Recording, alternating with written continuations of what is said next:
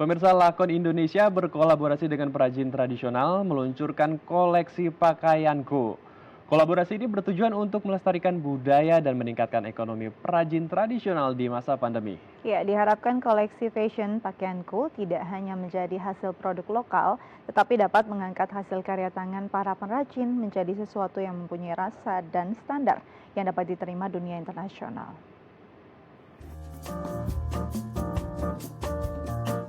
Lakon Indonesia, sebuah gerai fashion dan kerajinan berkolaborasi dengan perajin tradisional, menciptakan fashion dengan berbagai material, diantaranya katun, denim, tile, hingga tafeta yang dapat dijadikan dasar dari batik dan cuputan.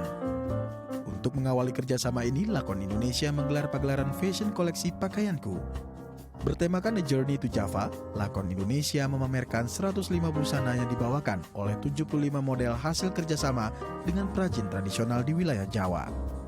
Apresiasi dan dukungan diberikan Kementerian Koperasi dan Usaha Kecil dan Menengah, serta Kementerian Pariwisata dan Ekonomi Kreatif. Ya, untuk mengetahui bagaimana Lakon Indonesia melestarikan budaya bersama perajin lokal, saat ini kita telah terhubung dengan Mbak Tresia Mareta selaku founder Lakon Indonesia. Selamat pagi, Bu Tresia, apa kabar? Selamat pagi, baik, terima kasih. Baik, Bu Tresia, ini kita sangat mengapresiasi sekali apa yang sudah dilakukan oleh Bu Tresia dalam melestarikan produk dan juga kebudayaan lokal dalam gaya yang kekinian. Nah, bisa diceritakan ini sebenarnya apa, Bu, Lakon Indonesia, dan dapat inspirasi dari mana bisa membuat acara yang mewah seperti ini, Bu? Eh, ya, sebenarnya lakon ini saya dirikan mungkin berawal dari kecintaan saya terhadap batik ya. Eh, karena saya dari kecil saya sudah terekspos dengan batik. Nenek saya sehari-hari pakai batik. Eh, jadi itu membawa satu kebahagiaan buat saya waktu melihat si kain itu dibuka satu persatu dan aroma batik yang khas itu membuat saya benar-benar cinta sama batik. Tapi waktu mulai dewasa saya mulai mendengar cerita bahwa para pengrajinnya ini mulai sedikit gitu berkurang, dan mereka juga lebih suka menganjurkan ke anak cucunya supaya mungkin jadi buruh aja karena penghasilannya lebih stabil gitu. Nah, jadi dan makin ke belakang saya juga mendengar bahwa ternyata ini tidak hanya terjadi di batik saja, tapi terjadi juga di keterampilan dan kesenian lainnya gitu. Nah, ini yang menimbulkan satu kekhawatiran buat saya, karena saya tahu menyadari bahwa kebudayaan ini adalah salah satu unsur kepribadian bangsa kita. Apa jadinya kalau si batik ini atau kebudayaan lainnya jadi hilang? Nah, inilah yang membuat saya mendorong saya untuk mungkin kita harus mulai berbuat sesuatu gitu. Makanya atas dasar ini saya dirikan Lakon Indonesia. Dan kalau ditanya apa yang menginspirasi, saya rasa saya bisa melihat banyak hal yang memang perlu kita lakukan di nggak hanya di batik saja, tekstil tradisional kita juga banyak yang perlu dilakukan sesuatu di situ. Contohnya saya pernah melihat satu brand di Amerika, di New York gitu, mereka membuat satu pakaian batik yang bisa dijual seharga 8 juta per potongnya. Itu motifnya motif barong Indonesia, parang barong Indonesia. Nah, tapi motif parang barong yang sama di Indonesia itu biasanya hanya bisa jadi celana jogger 100.000 tiga.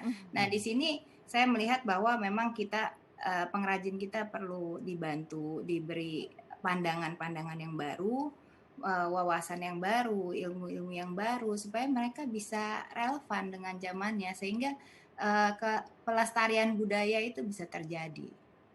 Baik, jadi memang kalau kita lihat ini luar biasa bagaimana di negara lain, di mancanegara justru dihargai sebegitunya gitu, apresiasinya sangat luar biasa. Apakah memang ini juga yang ingin dilakukan lewat lakon dengan mengangkat hasil kerajinan dari perajin-perajin lokal akhirnya bisa ke kancah internasional?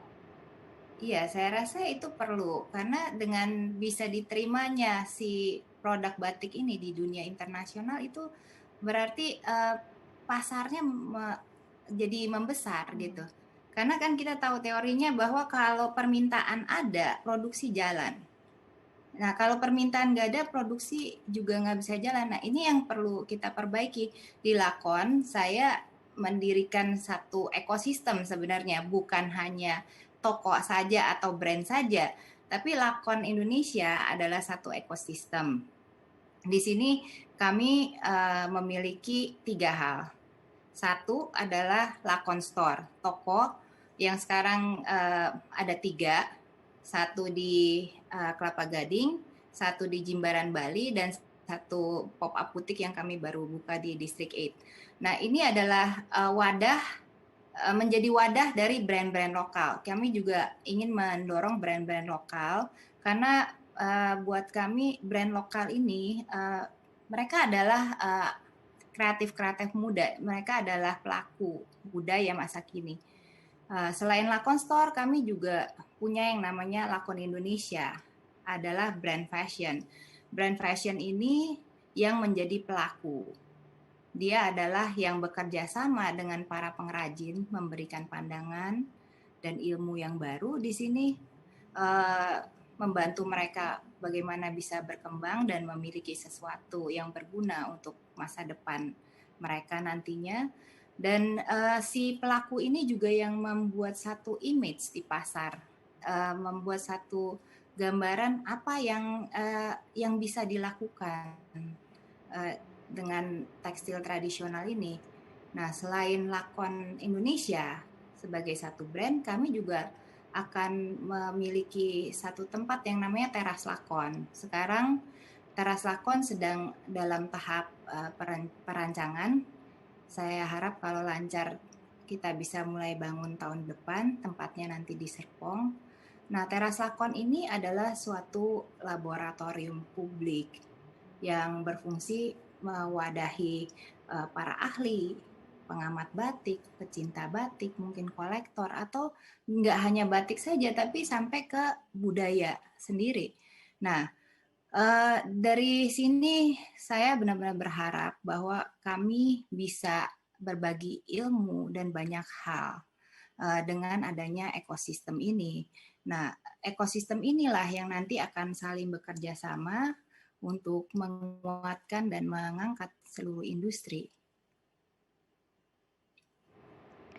Baik, jadi Baik. memang sampai ke lini Iya. terbawah sendiri bisa dibuat sebuah ekosistem yang memang ini berdampak tidak hanya pada fashion saja, tapi banyak orang, banyak sistem. Dan kalau dilihat ini satu gerakan yang luar biasa. Apakah nantinya ada inovasi-inovasi baru yang memang nanti jadi gebrakan baru dari Lakon sendiri, Bu Teresia?